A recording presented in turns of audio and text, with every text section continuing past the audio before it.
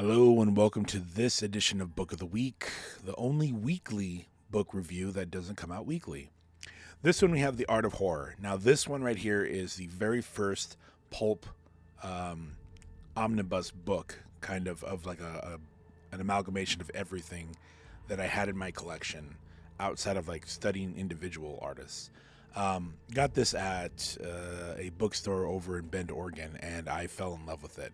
Now, the difference between the Encyclopedia of Horror, the Art of Basil Gogos, or the Art of the Zombie Movie, and so forth, which it's done in the same format because Applause does that, is it's not just linear history. Like most of those books are going to give you 50% story, 50% art.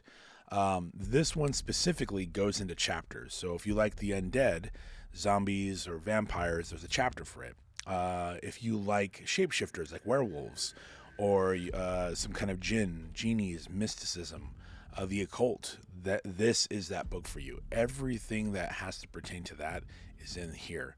There's over 500 different submissions of different artists, painter, sketchers, the whole shebang. I like this one because you have like an 80-20. 80% is going to be more reference, 20% is going to be story with small excerpts from like Neil Gaiman and some other famous writers. But the cover of the book is beautiful.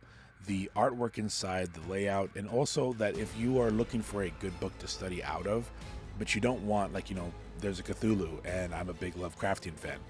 If you want to study more of him, but not, zombies, this book is a great way to get into that. So pick up The Art of Horror by Applause. See more or find me on Discord at BrushesofDoom.com.